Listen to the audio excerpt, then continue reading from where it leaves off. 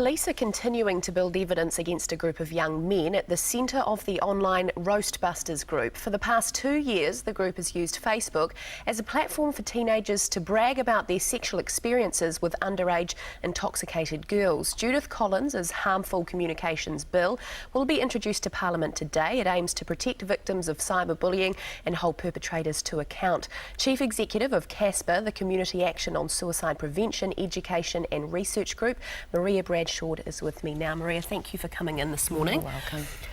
I guess the gut feeling from everyone here is, how has this managed to happen for 2 years and police are virtually powerless to do anything?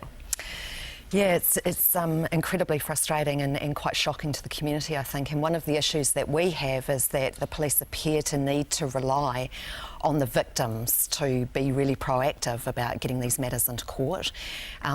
You know, and we wonder whether evidence can be gathered that doesn't require the victims to step up in that way. Because that is what police are saying at the moment. Unfortunately, none of these girls have come forward. Why do you think they're scared or not willing to come forward? These girls have already been humiliated. They probably feel about this big. For them to expose themselves to more humiliation, judgment and criticism, to have to talk about what's happened to them, is probably absolutely insurmountable. It's similar to victims of domestic violence not being able to give that kind of testimony.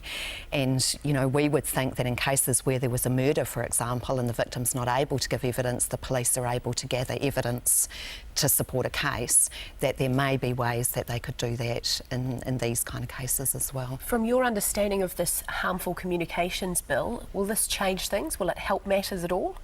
Look, I think it will help. I think it sends a really strong deterrent message. And I've been working with young people recently and telling them about this piece of legislation, and they certainly sit up and take notice. And they start to think that maybe things they think are funny or harmless may not be viewed that way by the courts, and there could be some really serious consequences. So I think that deterrent message is really important. Because the reality is that at the moment, I mean, you look at cases like this, it seems that young people don't understand what putting things online can do and the implications it can have. Absolutely, and you know, getting people to be aware of the impact on themselves and on others, developing that sense of empathy, understanding that this is not a joke, and in fact it can be fatal. And whether you are the victim or the perpetrator, your life could be changed completely by engaging in this kind of activity. I know one of the things you do with your organisation is monitor sites and check out what's been happening amongst the young kids.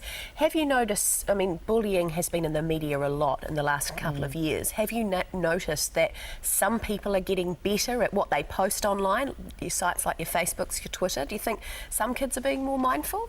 Yeah, look, I think there's a kind of range of responses. I think people who've had personal experience of being harmed themselves or watching somebody else be harmed are much more careful. I think that people are more willing to step forward and protect others, but there's still a huge bystander effect where people think it's not my business, it's not for me to do anything about it. That's got to change. The police say they're powerless to do anything with this particular group. You're a parent out there with a teenage girl. You'll be pretty worried right now. What would your advice to them be? That families can do an awful lot to intervene in this. Look, we need to be having these conversations with young people. When I sit down and talk to particularly people who are perpetrating these kind of activities and really lay it on the line to them about what the consequences for them could be, that has an impact. Families need to have these discussions and not wait until somebody's being harmed. Okay, Maria Bradshaw, thank you very much for your time today. You're welcome. And we will be speaking to Justice Minister Judith Collins in detail about this harmful communications bill on Breakfast tomorrow.